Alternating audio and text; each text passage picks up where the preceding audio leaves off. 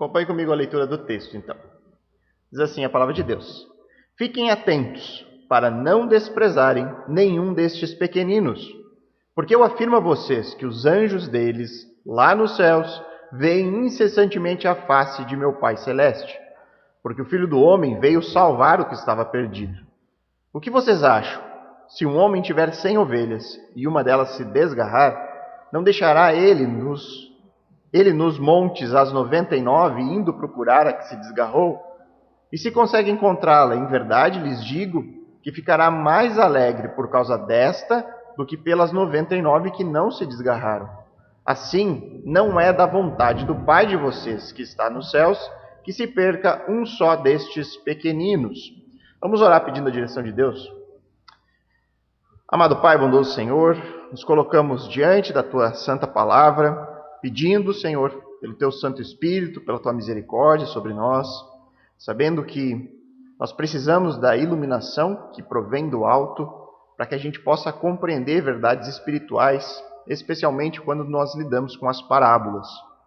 Que o Senhor possa nos ensinar, Senhor, por meio desse texto, que possamos descobrir o seu significado de acordo com o contexto, de acordo com a intenção que o Senhor teve ao ensinar os seus discípulos sobre isso. Nos ajuda, Deus, porque sabemos que o nosso pecado nos atrapalha e, em muitos casos, impede completamente pessoas de conhecer e reconhecerem a palavra de Deus como verdade absoluta para suas vidas. Nós precisamos da Tua graça, nós precisamos do Teu Santo Espírito. E é por isso que nós oramos em nome de Cristo. Amém. Queridos, o texto aqui, ele abre com uma advertência. Fiquem atentos de Jesus. Prestem atenção, como se ele dissesse. E essa é uma advertência que ela está diretamente conectada com o texto que nós vimos na semana anterior, onde Jesus está ensinando sobre a possibilidade real de um verdadeiro discípulo tropeçar. E aí então Jesus ensina aos discípulos que eles mesmos podem passar de vítimas destas pedras de tropeço que o mundo coloca pelo caminho para agressores, para aqueles que vão levar outros a tropeçar. Cristo ele já ensinou: lidem com o pecado de forma radical. Lidem especialmente com o orgulho de forma radical. Porque o orgulho pode fazer você pensar que é alguém muito especial. Lembrem da discussão dos discípulos lá no primeiro versículo. Por querer ser grande, eles queriam saber quem seriam os maiores no reino. Alguém, por querer ser grande, pode desprezar aquele que é pequenino, aquele que se humilha como criança. Portanto, Jesus diz: fiquem atentos. Abandonem esse orgulho, abandone essa forma de pensar para que não desprezem, para que não venham a desprezar nenhum destes pequeninos. E aqui é impossível, irmão, você ter um entendimento pleno do texto longe do contexto de todo o capítulo. Nós precisamos, portanto, relembrar algumas informações importantes que nós vimos nesse quarto discurso de Jesus. Quem são os pequeninos? Talvez você olhe para a imagem que foi colocada, está bem escuro, não vai conseguir enxergar, mas está ali Jesus com uma criança no colo. Você vai pensar que não despreze o pequenino é não desprezar as criancinhas, não desprezar aqueles que são menores de idade. Não é isso que Jesus está tratando aqui no capítulo 18. Os pequeninos são aqueles que são como crianças, no sentido de estar humilhado, de estar ali na humilde dependência. Nós temos que lembrar que esses pequeninos aqui são os personagens, um dos principais personagens deste quarto discurso. Uma porção que Jesus aqui está ensinando os seus discípulos como devem viver na prática aqueles que fazem parte, os habitantes do tão aguardado reino messiânico. Neste reino, Jesus já tem ensinado desde lá do Sermão do Monte: não há lugar para o orgulho. É preciso conversão, é preciso mudança na forma de pensar.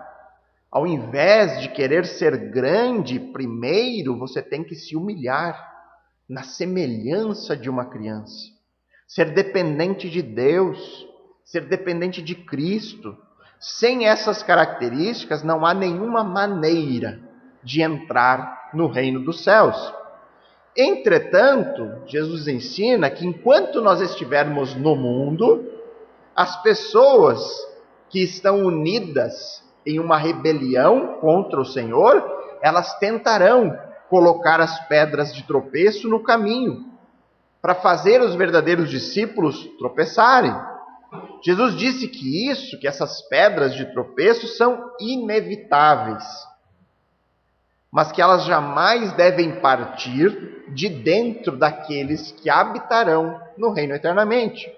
Portanto, a advertência é essa: não desprezem os pequeninos. E o texto aqui de hoje nos mostra 3 razões para não rejeitarmos aqueles que se humilham, aqueles que verdadeiramente buscam em Cristo um Salvador pessoal e que, consequentemente, seguem a Ele em um relacionamento de discipulado. Jesus diz: fiquem atentos para não desprezarem nenhum desses pequeninos. E agora nós veremos os motivos para essa advertência. Em primeiro lugar, não desprezem os pequeninos por causa dos anjos. Verso 10, a segunda parte que ele fala isso. Então o verso 10 diz: fiquem atentos para não desprezar nenhum desses pequeninos, porque eu afirmo a vocês que os anjos deles, lá nos céus, veem incessantemente a face de meu Pai Celeste. E aqui, irmãos, nós temos diante de nós um versículo bastante difícil de ser interpretado. É muito complicado para nós hoje, que estamos distantes do texto original, que estamos distantes da cultura daquele período, estamos distantes em termos do idioma. A Bíblia não foi escrita no português, foi escrita no grego, o Novo Testamento, obviamente, e também estamos distantes dos autores originais. Nós não temos como chamar Mateus aqui e me explica melhor esse versículo, Mateus, que eu não estou entendendo o que é que Jesus quis dizer com isso. Então, irmão, tem alguns textos que para nós hoje são bem difíceis de nós chegarmos a uma total precisão sobre o que está escrito aqui, o que quer ensinar exatamente isso aqui. É muito semelhante ao texto de hoje. E é bom que isso fique claro desde já, irmãos. Nós não temos todas as respostas. Nós não temos.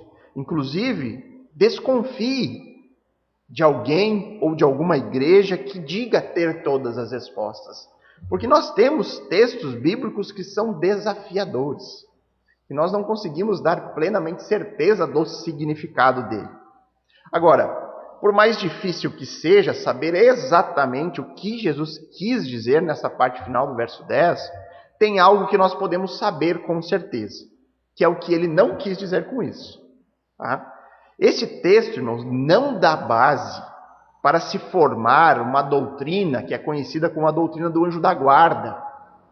É uma doutrina muito popular em alguns meios ditos como cristãos. É bem popular no meio católico, é bem popular no meio espírita. Só que nós não podemos usar deste texto aqui, que muito da doutrina do anjo da guarda é formulado sobre esse texto, usar ele para afirmar que cada pessoa possui um anjo protetor. Nós sabemos que, biblicamente, a Bíblia nos ensina que os anjos, eles são sim enviados por Deus para ministrar, para auxiliar. Algumas vezes nós vemos na Bíblia os anjos protegendo até mesmo fisicamente os discípulos de Cristo. Mas em nenhuma passagem das Escrituras existe qualquer sugestão de que exista um anjo para cada pessoa, um anjo guardião para cada um de nós, que nos acompanha desde o momento que nós nascemos. Em lugar nenhum você vai encontrar isso. E aí existe uma regra de interpretação bíblica que é bem básica, que é quando nós vamos interpretar o texto bíblico, nós jamais podemos formular qualquer doutrina com base em apenas um único versículo. Você nunca pode fazer isso. As doutrinas, elas precisam ser respaldadas pela Bíblia como um todo, e jamais em um texto isolado. Nós jamais poderíamos pegar apenas esse trecho do verso 10 e formular toda uma doutrina acerca dos anjos, de que existe um anjo para cada um, e que você pode orar pelos anjos, porque você tem um ali específico com você o tempo todo. A Bíblia não ensina isso, na sua forma geral. Então, tendo dito isso, nós temos que tentar entender as palavras de Jesus da melhor forma possível. Mesmo sabendo das limitações, das dificuldades, nós podemos extrair daqui algum ensino proveitoso. A argumentação é de que nós não devemos desprezar os pequeninos, e este aqui é o primeiro motivo para não desprezarmos, porque os anjos lá nos céus, é o que diz Jesus, veem incessantemente a face do Deus Pai. E aqui eu poderia gastar todo o tempo de hoje só apresentando possibilidades. Olha, isso aqui nós poderíamos interpretar assim. Tem essa outra posição que também vê isso desta forma. Só que, irmãos, mesmo que eu gastasse muito tempo mostrando todas as posições possíveis de interpretação, nós estaríamos diante de uma dificuldade muito grande, onde nós não poderíamos afirmar, esta é a certa. Essa aqui é a única que pode ser possível. Então, irmãos, ao meu ver, diante das dificuldades, não vale a pena estar apresentando todas as possibilidades. E aí, então, eu vou ficar com a interpretação que é, ao meu ver, a mais simples possível daquilo que o texto nos informa de maneira clara e que nós temos respaldo com o restante das Escrituras para defender aqui esse ponto de vista. Então eu fico, irmãos, com uma definição que foi dada por João Calvino, no seu comentário. Ele tem um comentário sobre a harmonia dos evangelhos de Mateus, Marcos e Lucas.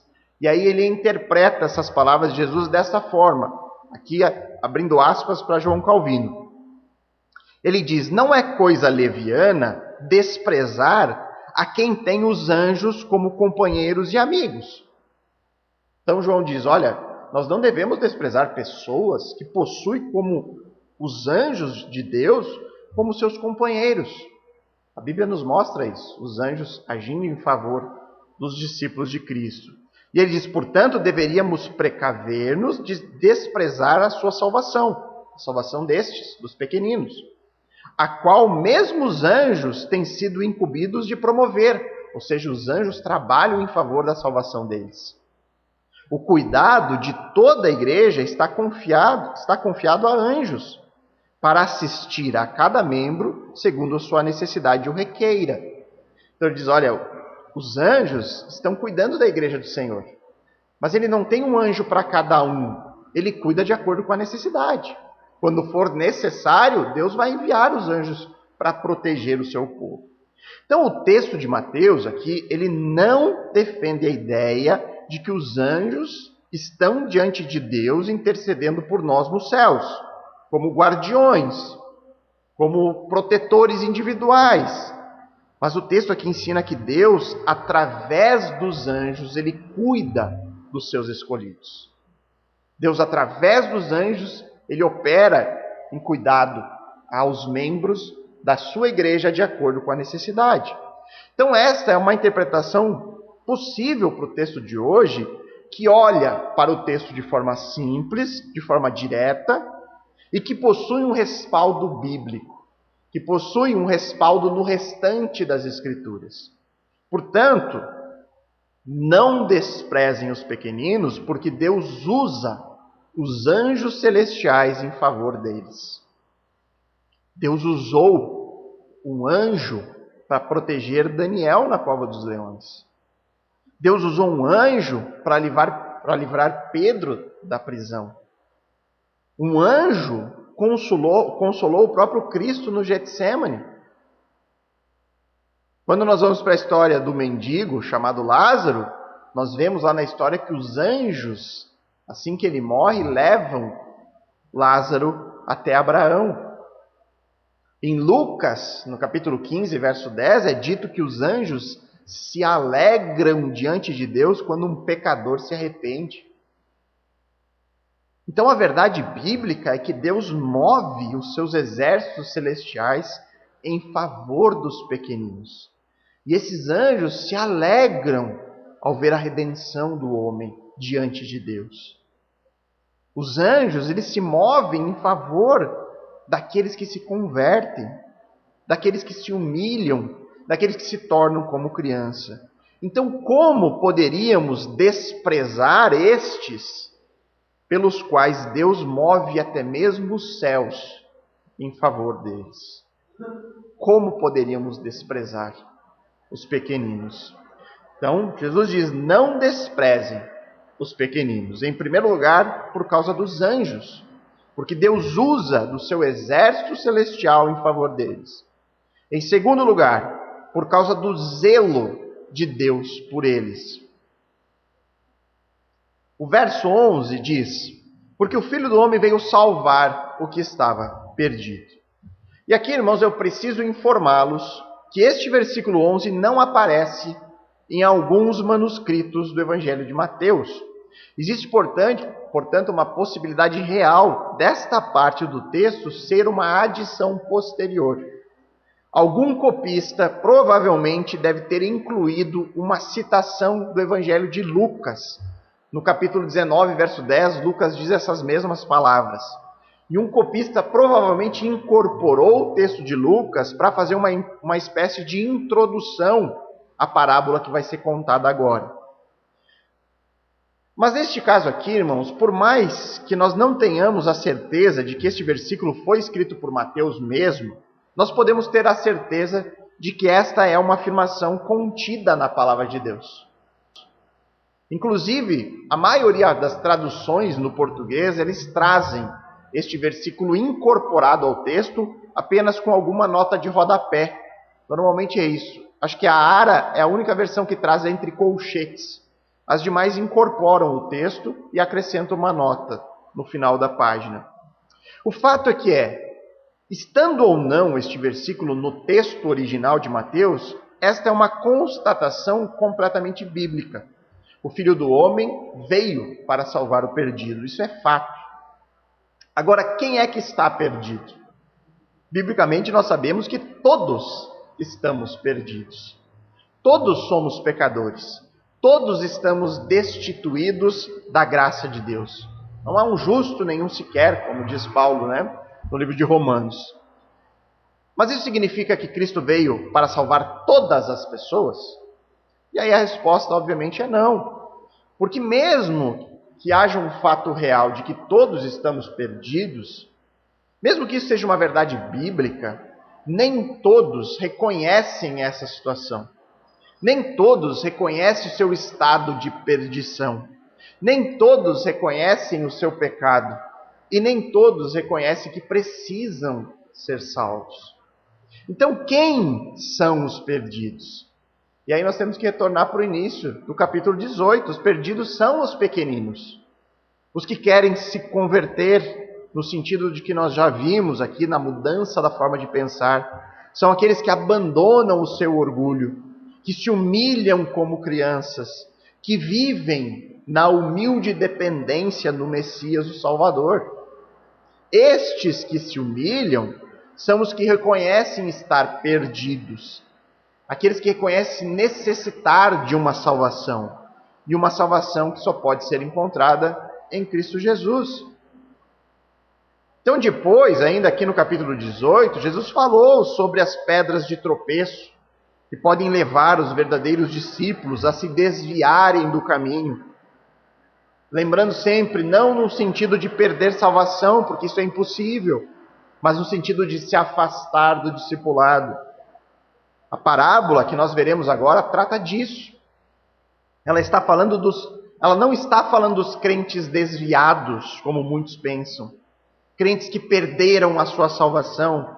Ela está falando de verdadeiros discípulos que saem do caminho correto, do caminho do verdadeiro discipulado por conta das pedras de tropeço que existem no mundo. Lembrando sempre que Jesus afirmou que a existência dessas pedras é inevitável. Elas existem e elas levam muitos verdadeiros crentes a saírem do caminho correto. Então, dentro aqui, irmãos, do contexto imediato, do contexto deste momento histórico, são aquelas pessoas que estão em busca do Messias, o Messias prometido a Israel, estão em busca daquele libertador que foi prometido, mas que são desviados, principalmente por conta dos religiosos daquela época, que plantavam ali a semente da dúvida, a semente da oposição, eles afirmavam que Jesus estava ali, estava fazendo muitos sinais e milagres, não porque ele era vindo de Deus, mas ele fazia aquilo com o poder de Satanás. Esta afirmação dos religiosos ali era uma pedra de tropeço para muitos que estavam atrás do verdadeiro Messias, mas que tropeçavam e saíam do caminho. Então tenha bem claro na sua mente agora que este rebanho de ovelhas, que nós veremos no texto, elas são do Senhor, todas elas. É o rebanho do Messias. Então essa é uma parábola que vai reforçar o cuidado e o amor de Cristo pelos seus discípulos. E aí então nós chegamos na parábola dos versos 12 e 13, onde Jesus diz: o que vocês acham? Se um homem tiver 100 ovelhas e uma delas se desgarrar, não deixará ele nos montes as 99, indo procurar a que se desgarrou? E se consegue encontrá-la, em verdade lhes digo, que ficará mais alegre por causa desta do que pelas 99 que se desgarraram. Importante dizer, irmãos, que esta parábola relatada aqui em Mateus, por mais semelhante que seja com a contada no Evangelho de Lucas, elas não são paralelas, tá? Elas não são o mesmo relato trazido nos dois evangelhos. Você provavelmente tem aí no início do texto, lá antes do capítulo 10, no subtítulo da sua Bíblia, uma descrição de Lucas 15, 3 a 7. É ou não tem? Tem ou não tem? Todos, a maioria deve ter, provavelmente. Irmãos, ela não é a mesma parábola, tá? Ela é muito semelhante, mas ela foi contada em contextos completamente diferentes para pessoas completamente diferentes. A parábola aqui de Mateus, ela é contada para os discípulos, dentro deste contexto do quarto discurso. Enquanto que a parábola de Lucas, ela é contada depois de uma provocação feita pelos religiosos, os fariseus e os escribas. E este detalhe do texto altera significativamente a mensagem que Jesus quer transmitir ao propor essas duas parábolas que são muito semelhantes, mas com objetivos e uma mensagem diferente a ser contada. A parábola aqui em Mateus, ela expõe o motivo pelo qual nós não devemos desprezar esses pequeninos, aqueles que se humilham e reconhecem o Messias como Salvador de seus pecados. O motivo é que o pastor deste rebanho, o próprio Deus, ele se preocupa com cada ovelha que pertence a ele. E sendo assim, pela sua grande preocupação com o seu rebanho, pelo seu grande cuidado, ele mesmo vai atrás de cada ovelha que tropeça, que se desvia do verdadeiro caminho do discipulado. A sua preocupação com a ovelha que tropeçou e que sai do caminho é tão grande que ele sente ainda mais prazer em ver essa ovelha retornando do que com as outras ovelhas que não tropeçaram e que não se desviaram. E aqui a gente tem que ter muito cuidado, porque este é um erro comum que é cometido por muitos ao interpretar essa parábola. O pastor, ele não abandonou as 99 só para encontrar a perdida. Você não tem a música? Vocês já ouviram a música? Tem uma música conhecida aí no meio evangélico. E deixou as 99 só para me encontrar. Não sei se vocês já ouviram essa música. Tem uma música, agora não vou me lembrar o nome. Mas enfim, eu tinha até no carro, cheguei a apagar depois que eu estudei o texto. Porque olha só, ele abandonou as 99 só por mim. Ai, como eu sou especial! Senhor, obrigado! Ele não abandonou as 99. Ele deixou as 99 em segurança. E aí ele vai em busca daquela que saiu do caminho. Não é que ele não tenha prazer naquelas que ficaram em segurança. Sim, ele tem prazer nelas. Mas ele tem ainda mais prazer ao ver aquela que tropeçou retornando para o rebanho. E perceba, irmãos, como isso vai se encaixar perfeitamente com o próximo texto que nós veremos, que nos ensina sobre a disciplina eclesiástica. Como proceder com o irmão que tropeçou, que está em pecado. Como devemos proceder com o irmão visando a sua restauração, trazer de volta para o rebanho. Então, irmãos, esse aqui é um texto, essa parábola aqui de Mateus, você deve guardar no seu coração isso aqui. E você deve resgatar esse texto sempre que estiver em momentos de dificuldade, em momentos onde parece que Deus está em silêncio, em momentos onde o sofrimento, ele tenta nos impedir de crer que o Senhor realmente nos ama. É um texto, irmãos, que ressalta o amor de Deus por aqueles que Ele veio ao mundo para salvar. Neste tempo presente, Jesus diz: vocês vão passar por aflições. As aflições fazem parte. Existem pedras de tropeço que são inevitáveis. E um mundo orgulhoso que vive em rebelião contra Deus e contra todos aqueles que seguem ao Messias de Deus. Mas nós podemos ter a plena certeza de que nenhum tropeço será permanente se eu realmente creio em Cristo, se eu realmente estou unido a Ele em um relacionamento pessoal de discipulado. Nós podemos ter a certeza que nenhum tropeço é definitivo, porque Deus intercede em nosso favor. Ele nos traz de volta para o caminho que é estreito. E talvez você já consiga, se você já tem um tempo de caminhada, olhar para a sua vida e ver isso acontecendo em vários momentos. Onde você andou antes de estar completamente comprometido com o Senhor. Momentos onde você andou por outros caminhos, bebeu de outras fontes. E aí o mundo deu voltas.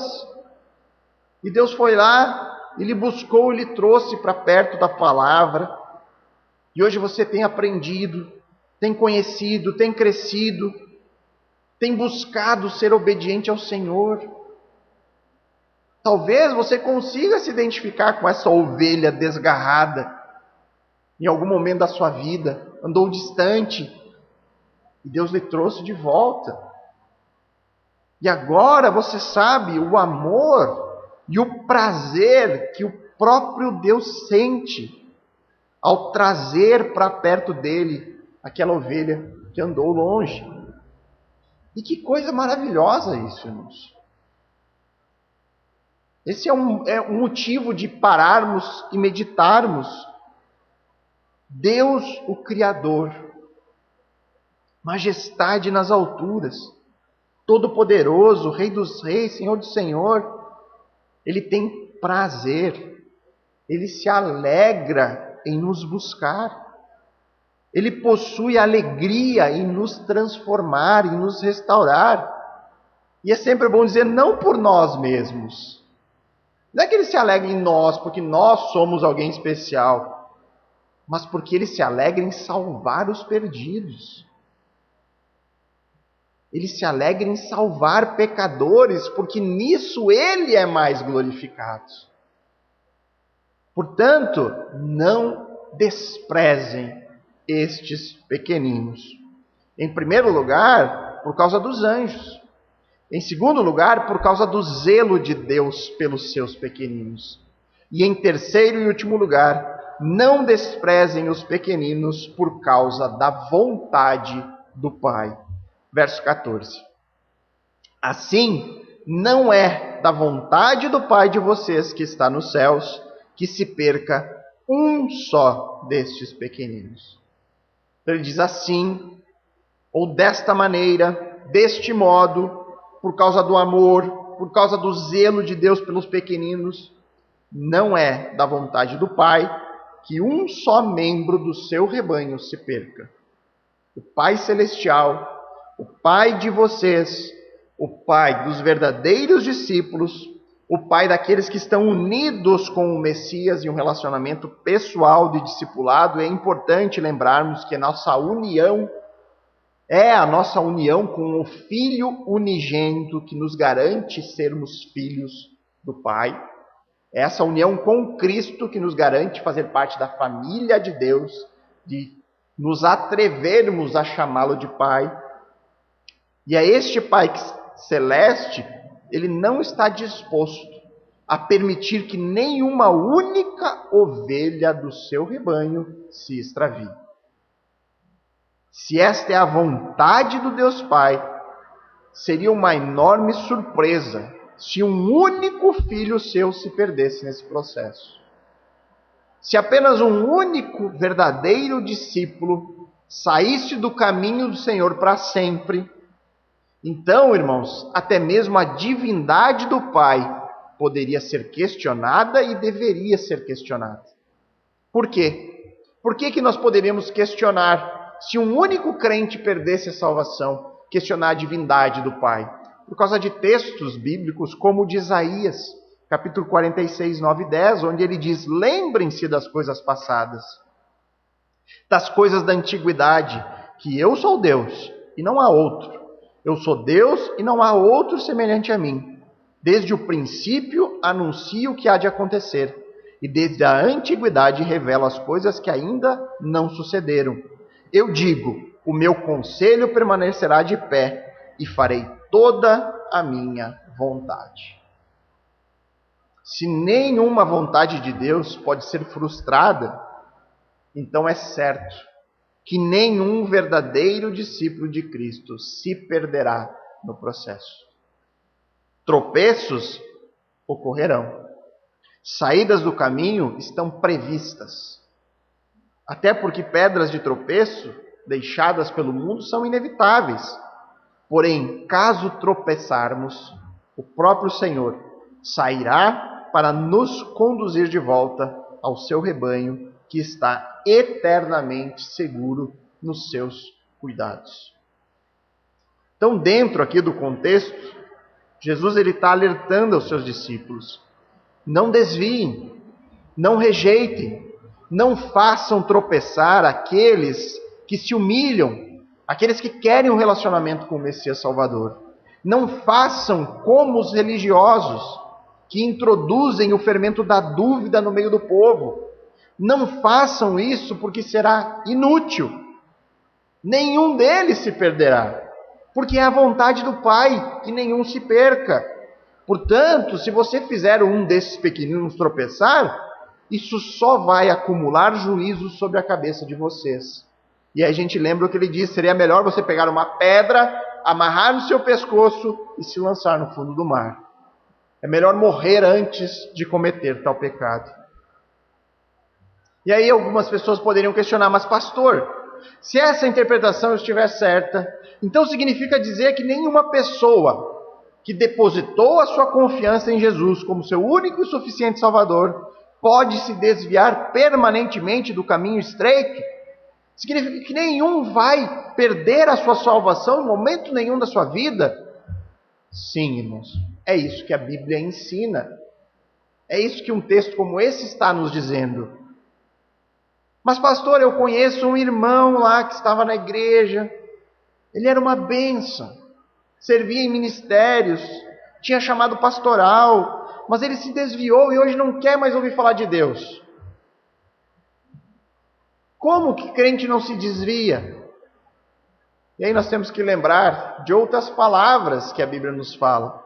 Lá, na primeira carta do apóstolo João, onde ele está falando sobre a realidade de alguns membros da igreja para a qual ele escreve, terem saído da igreja e estarem naquele momento disseminando falsos ensinos sobre Cristo, ele vai dizer em 1 João 2,19, eles saíram do nosso meio, mas não eram dos nossos. Porque se tivessem sido dos nossos, teriam permanecido conosco. Mas eles se foram para que ficasse manifesto que nenhum deles é dos nossos. Os verdadeiros discípulos nunca abandonarão a Cristo. Não porque eles pessoalmente são pessoas perseverantes, não porque eles pessoalmente possuem uma fé inabalável, são melhores do que os outros, não. É porque eles estão guardados na graça. Eles estão sob a vontade soberana do Pai, que nenhum deles se perca. O que pode acontecer, e que vai acontecer, é de uma pessoa aparentemente ter confiado em Cristo para a sua salvação, porém ela nunca ter tido um coração realmente regenerado. Nós nunca teremos plena certeza do estado espiritual de alguém. Nós não temos como olhar para o coração da pessoa e saber se aquele coração foi de fato regenerado. Nós apenas seguimos as pistas. Nós seguimos as evidências de uma verdadeira conversão. E quais evidências são essas? As marcas da obediência. Essas são as evidências. E é exatamente disso que o próximo texto vai tratar. Como lidamos com irmãos que tropeçaram, que saíram do caminho, que pecaram, que estão em desobediência. E ali nós veremos que a postura desta pessoa em relação à obediência e abandono da prática pecaminosa determinará se a ovelha será restaurada ao rebanho ou se na verdade não se trata de uma ovelha, mas de um lobo disfarçado no meio do rebanho. Como olhar tudo dentro do contexto torna tudo muito mais claro, né, irmãos? Como olhar desde o início e ver aonde que Jesus está chegando para chegar naquele texto da disciplina, como tudo faz sentido. Um crente que se desviou do verdadeiro caminho, ele pode ser restaurado. Mas ele precisa demonstrar as evidências da obediência. Porque é isso que determina aqueles que estão de fato comprometidos com o Messias e aqueles que não estão de fato comprometidos com ele. Um crente que tropeça, ele não perde a sua salvação. Mesmo que morra, durante esse tropeço ele está salvo. Porque a salvação não depende de nós. Não depende dos nossos esforços, não depende dos nossos méritos. Quem defende que o crente pode perder a salvação ainda não compreendeu como que somos salvos. Ainda não compreendeu a natureza da nossa salvação. Não entendeu o significado básico de graça. Favor imerecido. Se nós somos salvos pela graça, se Deus nos dá a salvação como um presente, como que nós poderíamos perdê-la? Nós poderíamos perder a salvação somente se o Deus a quem servimos não for realmente Deus. Se ele não for totalmente poderoso, que nem toda a sua vontade seja realizada. E se isso acontecesse, nós estaríamos servindo um Deus fraco e limitado. E aí novamente nós ouvimos as contestações. Mas pastor, a Bíblia é cheia de textos que dizem que devemos perseverar, que devemos exercitar a nossa salvação, que nós devemos buscar a salvação, que devemos crer, nos arrepender diariamente. Por que isso estaria escrito se nós estamos seguros até o fim? É verdade, a Bíblia nos chama a responsabilidade. Nós devemos sim nos esforçar, devemos perseverar, devemos exercitar a nossa fé, devemos buscar ser cheios do Espírito Santo. E essas ordens estão aí porque existe a nossa responsabilidade, ela é real. Existe a nossa participação no processo da santificação progressiva. Mas também elas estão aí porque nós não sabemos quem são os regenerados. Nós sabemos apenas que as evidências da regeneração, a verdadeira conversão, ela é demonstrada na forma de uma vida santa e piedosa. Na forma de uma mudança de vida, uma mudança de conduta. A evidência mais segura para sabermos se somos salvos sempre será a obediência aos mandamentos de Deus. Irmãos, nós vivemos dias onde muitos se ofendem com as doutrinas da graça, se ofendem com essa doutrina da perseverança dos santos. E talvez por um preconceito nos termos da nomenclatura que é dada, né? Perseverança dos santos, parece que isso tende a nos levar a olhar para uma perseverança pessoal, né? Eles são perseverantes. Mas é muito mais que isso. Nós estamos aqui diante da doutrina da segurança eterna dos santos. A perseverança não vem de nós, é Deus quem nos assegura como perseverantes até o fim. É uma doutrina, irmãos, preciosa para nós, preciosíssima. É libertador saber que Deus nos guarda em segurança. Que nós não estamos correndo um risco constante de perdermos a nossa salvação. E aí você se vê desanimado. E aí você se vê cometendo algum pecado. E você, não, perdi a salvação e agora eu preciso reconquistar a salvação. E aí você começa todo um esforço. Você está dizendo que a salvação é por causa dos seus próprios méritos. Você está dizendo, olha, o que Cristo fez por mim não foi suficiente. Eu preciso fazer mais, porque eu não estou salvo hoje. Eu fiz pouco hoje. Hoje eu me senti um péssimo crente, então eu acho que eu nem sou crente. Tempos difíceis, eles chegam para todos nós, irmãos. Momentos de instabilidade, eles chegam para todos nós. Tempos onde nós sentimos a nossa fé se esvaziar. Converse com pastores de longa data e você verá testemunhos deles dizendo, eu também passei por isso. Eu já questionei a minha fé. Eu já tive momentos de instabilidade. Nós vamos nos ver momentos em que pecamos, em que o pecado ainda nos atrapalha. Pensamentos pecaminosos vêm na nossa mente. Nós vamos passar por tempos onde parece que Deus está em silêncio em meio ao nosso sofrimento. Você está ali sofrendo há tempo por algo e parece que Deus não está fazendo nada a respeito daquilo. Por mais que você ore, por mais que você busque. E isso faz muitas vezes nós questionarmos a nossa fé e até mesmo a nossa salvação. Mas quando eu entendo o que está ensinado neste texto, que eu sou uma ovelha do rebanho de Deus. Quando eu passo a crer não nos meus méritos ou na minha perseverança, mas nos méritos daquele que morreu por mim na cruz, quando eu creio no imenso amor de Deus que foi manifesto nessa obra, quando eu creio qual é a vontade soberana do Pai, que é que nenhum desses se perca, quando eu creio na incrível graça de Deus, aí então eu vou encontrar paz e alegria mesmo em meio às turbulências da vida. Mesmo em meio às dificuldades que a vida cristã nos impõe. Portanto, não desprezem os pequeninos. Em primeiro lugar, por causa dos anjos. Em segundo lugar, por causa do zelo de Deus pelos seus pequeninos. E em terceiro lugar, não desprezem os pequeninos por causa da vontade soberana do Pai. Eu gostaria de tirar agora, irmãos, um momento final para nós meditarmos em tudo isso que foi dito aqui. Primeiramente, meditar sobre a nossa própria salvação. Você confia em Cristo como seu Senhor e suficiente Salvador? Ou seja, aquilo que Cristo fez por mim na cruz foi suficiente para me salvar.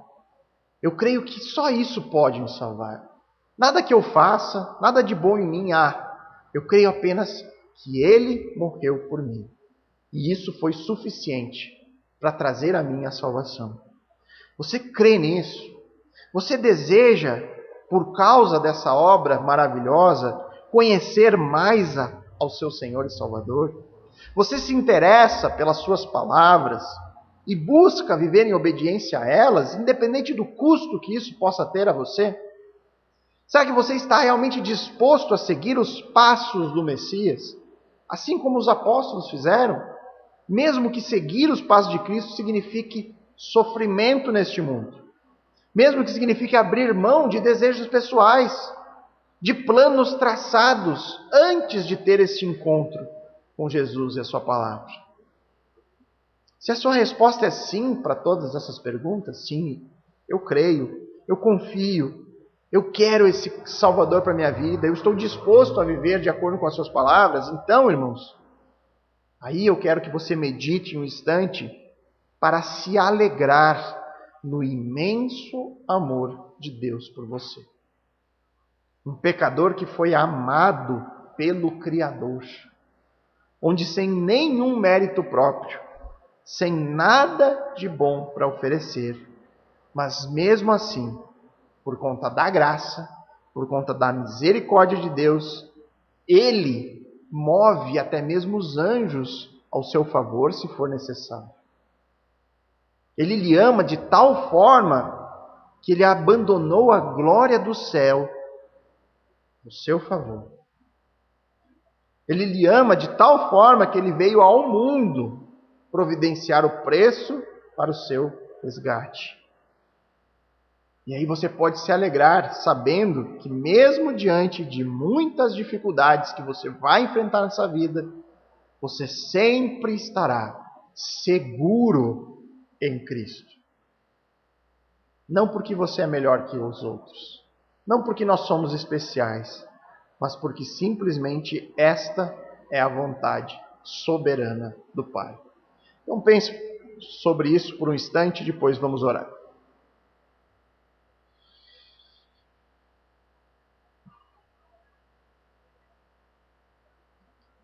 Muito obrigado, Deus, pela Tua santa palavra que nos ensina, que nos confronta, que nos exorta, mas que em muitos casos nos traz pérolas preciosas das quais nós podemos nos alegrar e descansar o tamanho do Seu amor que foi revelado a nós na cruz. E nós podemos descansar, Senhor, que nós temos um Deus que é por nós, o Deus Criador Todo-Poderoso. Ele age em nosso favor, Ele se alegra em ver pecadores se convertendo e se voltando a Ele. E acima de tudo, Ele promete que nenhum destes que Ele escolheu antes da fundação do mundo se perderá nesse processo. Não há um único crente, não há um único que confia em Cristo como seu suficiente Salvador, que se desviará permanentemente dos seus caminhos, que perecerá, ou que é capaz de perder a salvação. Não porque somos melhores, porque a Tua palavra diz que não somos, mas porque essa é a Sua palavra, essa é a Sua promessa, esse é o Seu plano soberano. E não há nada, nem ninguém que possa frustrar esses planos. Como é bom, Senhor, poder descansar nisso. Porque tempos difíceis eles vêm, momentos de dúvidas elas aparecem, mas nós não podemos viver guiados pelas nossas emoções e sentimentos, mas nós devemos guiar as nossas vidas de acordo com a verdade objetiva revelada na palavra. E essa verdade diz que o Senhor nos guardará até o fim. Que a gente encontre nisso, Senhor, alegria, esperança. Que a gente encontre nisso a paz que excede todo entendimento, mesmo em tempos de dor. Nos ajuda, Pai, a manter os nossos olhos na palavra, a mantermos os nossos olhos na promessa e perseverantes até o fim, porque essa é a garantia que a Tua palavra nos entrega. Obrigado, Senhor, por mais esse tempo que nós tivemos aqui hoje para Te santificar, glorificar o Teu santo nome. E que possamos nos reunir, Senhor, na próxima semana, se o Senhor assim desejar. Nós oramos em nome de Cristo. Amém.